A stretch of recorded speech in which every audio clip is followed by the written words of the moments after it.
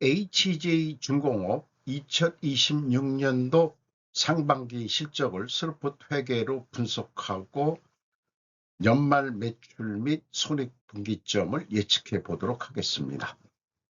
매출은 38.5% 증가했고 영업이익은 257% 증가했습니다. 계약자산 회전율 5.3회전이고 PBR은 2.12 상태입니다. 분석 결과 재고자산 매출원가 회계 소소한이라는 표현을 해봅니다. 불투명, 견해를 말씀드립니다. 구독, 좋아요 부탁드리겠습니다. HJ중공업 사업계획입니다. 본사는 부산광역시 영도구 태정로 233번지. HJ중공업은 신조선, 방산, 특수선 및 기타 분야 등의 조선업과 토목, 건축, 주택, 플랜트 등 건설업을 주요 사업으로 영위하는 회사라고 소개를 하고 있습니다. HJ중공업이 1937년 대한민국 최초의 철강 조선사로 설립됐다는 것을 강조하고 있네요.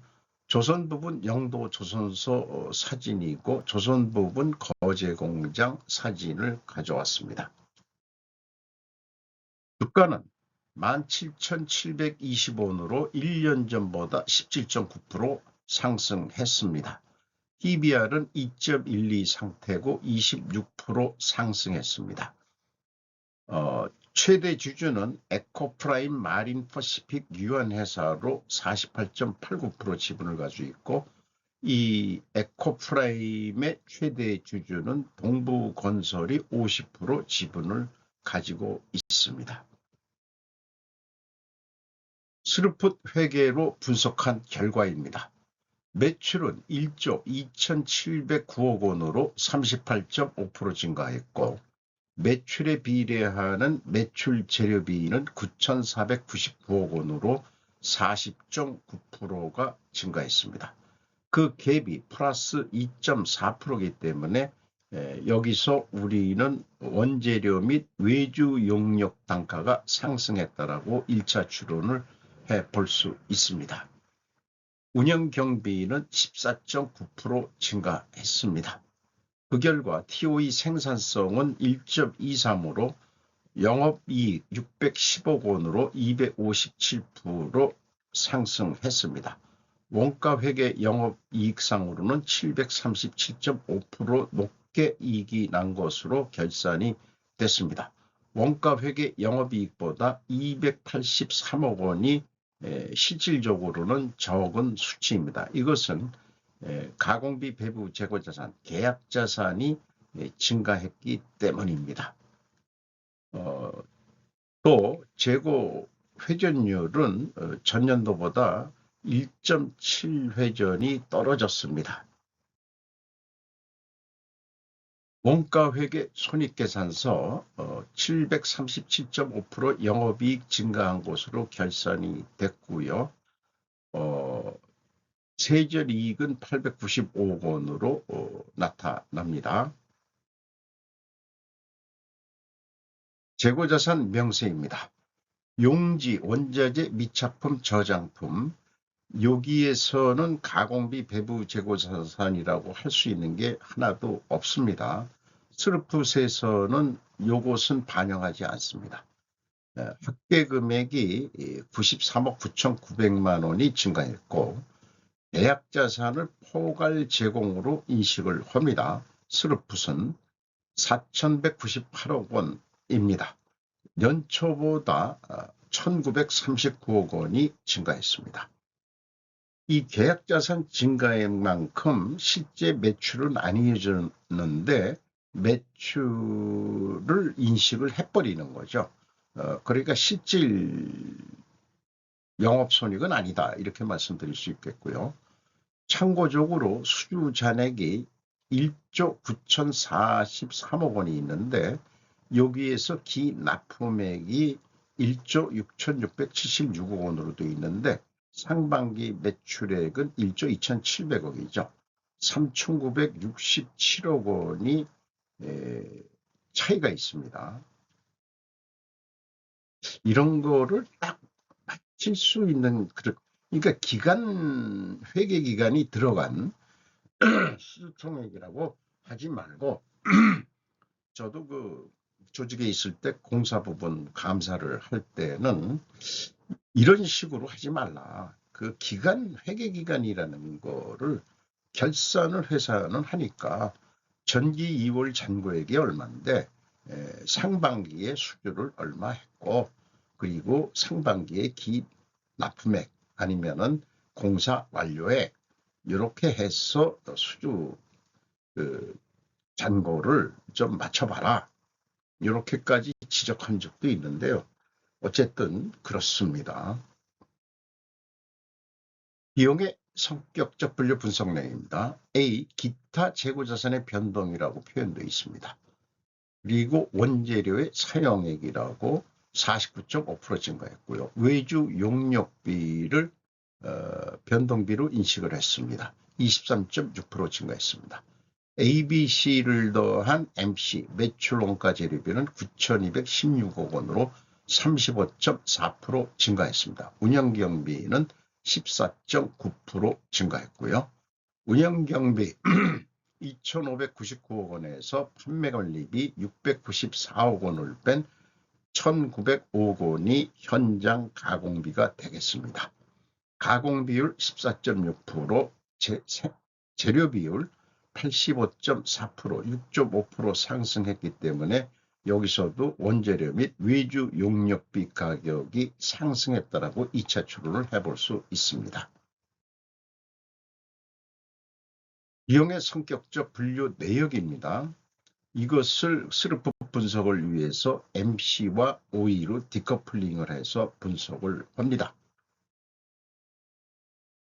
1단계 재고자산의 변동 검증, 요것은 그 계약자산이죠. 그 차이가 이렇게 있는데 전년도에는 상반기에는 4억 2,900만 원 차이가 있습니다.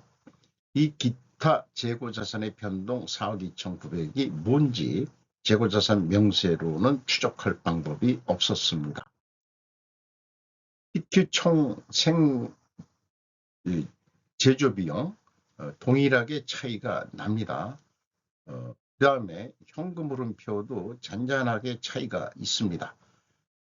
현금은 현금식으로 읽으면은 현금이 94억 6,700만 원 나갔는데 그러면 재고가 그만큼 증가해야 되는데 93억 9,900만 원, 6,800만 원이 현금이 어디로 날라갔고요. 전년도에는 반대로 19억 원이 재고가 더 생겼습니다.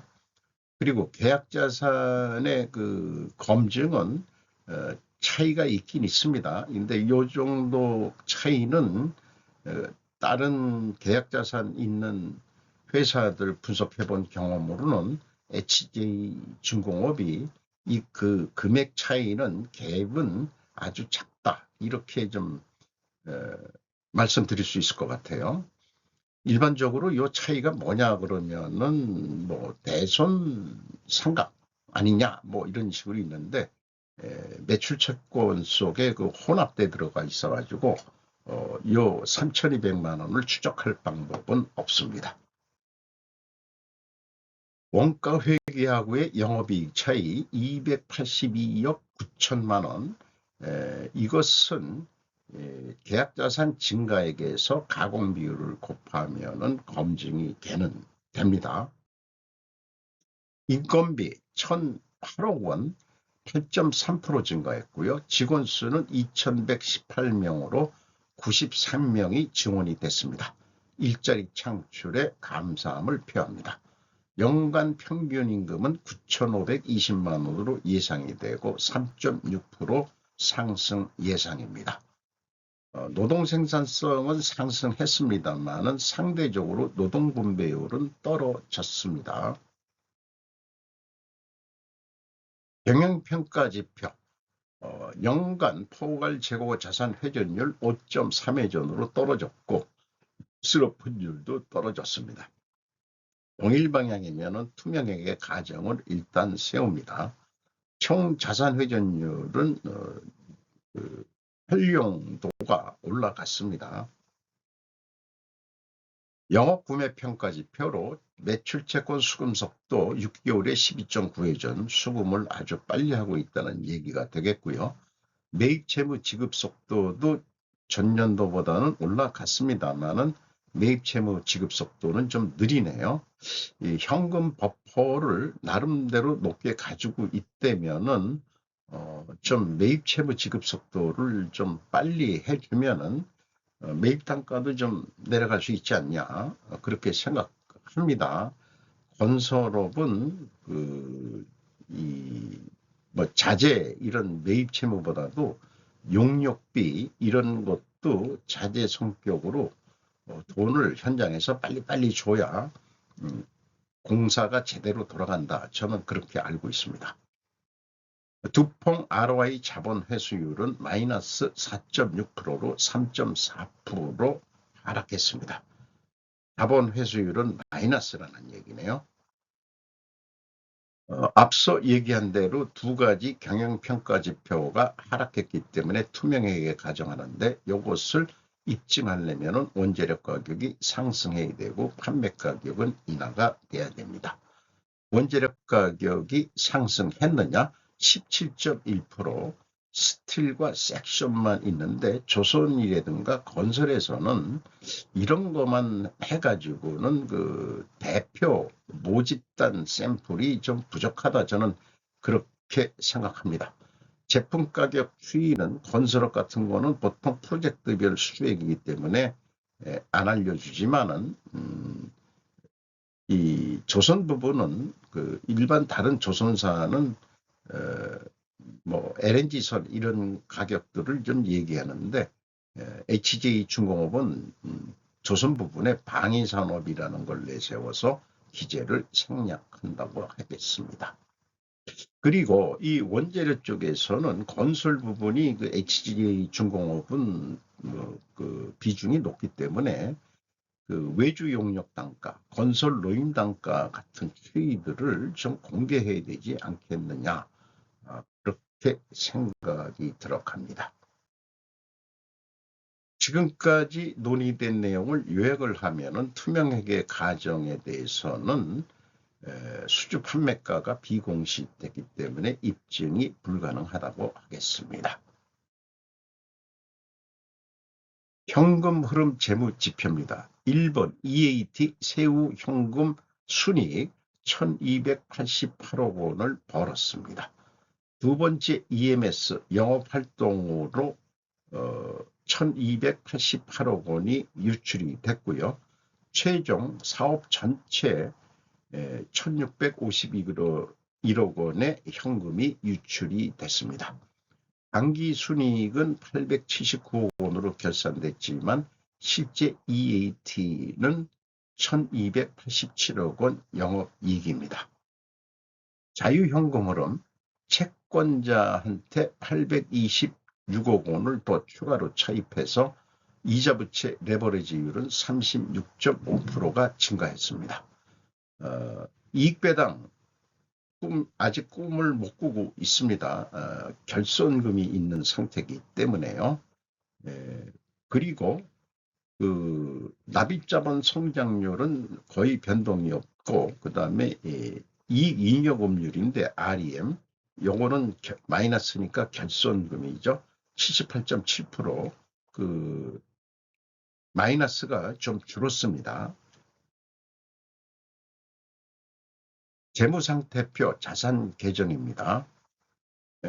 독특한 것은 건설업은 선급금 비중이 꽤 높은데 건설 현장별로 그 선급금 정산제로 운영을 하고, 건설 현장 소장이 다 집행 권한을 가지고 자재라든지 이런 것들을 책임지고 운영하는 독립채산제적으로 움직이는 것으로 저는 그렇게 인식하고 있습니다. 부채 단기 차입금 1000억 줄었습니다만은 장기 차입금이 거의 2000억이 증가했습니다. 상반기 실적을 토대로 그 연말 매출액을 예측해 보겠습니다. 전년도보다 실적이 138.5%입니다. 상반기 실적의 1 더하기 100% 운영경비 해서 이익도 그렇게 하고 더한 금액을 스르픈율로 나누면은 2조 5,418억 원이 예상이 됩니다. 매출 재료비 기준해서도 1 더하기 100% 해서 재료 비율로 나누면은 동일한 금액을 산출할 수 있습니다. 스르풋은 예측하는데 간편하게 할 수 있습니다. 그런데 동일한 방법으로 제가 작년에 HJ중공업을 분석했다면은 1조 8,348억 원을 했는데 실제 결과는 거의 2조 원을 했기 때문에 제가 8.2% 낮게 했으니까 올해는 좀 이 8%선 정도 더 높게 실행 계획을 세운다, 이런 아이디어를 찾을 수 있겠습니다. 그런데 조금 더 퀄리티 높은 예측을 위해서 도입을 해본 게 손익분기점 시기입니다. 전년도에는 11.2월에 손익분기점에 도달했습니다. 올해는 9.7월로 예상이 됩니다. 따라서 전년도보다 1.5개월 앞서서 도달할 것이기 때문에 전년도보다 이익을 더 낼 수 있는 기간이 있다는 의미가 되겠죠. 그래서 실현 가능한 실행계획, 이미 상반기에 138.5% 증가 추세이기 때문에 그대로 1 더하기 100% 가는 거로 했습니다. 그래서 요거를 톤당 계약 단가라고 비유를 하면은 254만 원의 계약을 헌대면은 12만 원 정도 남는 거로, 매출 달성 시기도 연말 안에 12월 달 안에 다 가능히 하고요. 욕심을 좀 내서 계약자산 회전율, 빨리 공사를 끝내서 추가 매출 인식을 하는 거죠. 5.8 회전하자. 그러니까 한 2자릿수까지는 못 올리더라도 지금 진행 중인 계약자산을 빨리 끝내서 매출을 더 수익을 인식을 하면은 2조 7,806억 원까지 매출을 올릴 수 있고, 운영경비가 1.9% 증가하더라도 영업이익은 1,707억 원으로 약 500억 원 더 추가 이익을 낼 수 있을 것으로 예상이 됩니다. 원가 회계는 재고가 적용되는 게 없기 때문에 재고 감소 증가 금액은 똑같습니다. 이 제조 원가를 예측을 해보고요. 그 다음에 매출 원가를 적용해서 매출 계획을 하면은 이 금액이 스르풋으로 하는 거하고 거의 똑같이 나오죠. 그런데 영업에서는 이렇게 스르풋은 2조 5,418억 원 그대로 했는데 영업사원들은 또 회사에 충성하냐고 약간이라도 좀 더 받으려고 그렇게 부풀린 견적을 합니다. 그런데 이게 그대로 된 게 아니고 약간만 디스카운트 당해가지고 하는 거로, 그러면은 한 1,767억 원이 원가회계는 남습니다. 이 스르프처럼 계약자산을 더 빨리 끝내가지고 2조 7,806억 원 할 때 동일한 매출 원가율이라면은 한 2천억 남는 거로 되어 있습니다. 그래서 다시 비유를 해보자면은 매출 단가가 254만 원일 때 원가회계는 더 이익이 높게 나오는 거로 되어 있습니다. 계약자산이 실질적으로 플러스가 되기 때문에 그런 것 같습니다. 동일한 금액으로 매출 실적을 올렸을 때 이 재고 감소 조건으로 한다 그러면은 그래도 원가회계 영업이익이 더 나오더라. 근본적으로 계약자산의 증가분의 영향으로 보입니다. 제 알고리즘 산식이 뭐가 잘못됐는가 이런 경우에 다시 한번 점검해 보는데 다른 제조할 때는 무리하지 않게 예측이 되는데 원가 회계가 더 이익이 나온다. 그럼 원가 회계로 해야 되지 아니다.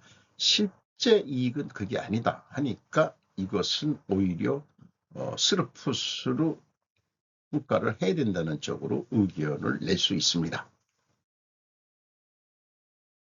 과잉 생산 덤핑하지 말자는 제닛 옐런 언니의 말씀을 지속적으로 소개드리고요.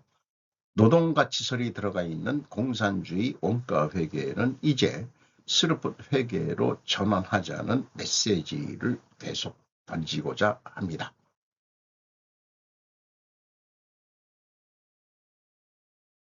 오늘도 좋은 하루 되시기 바랍니다. 굿바이.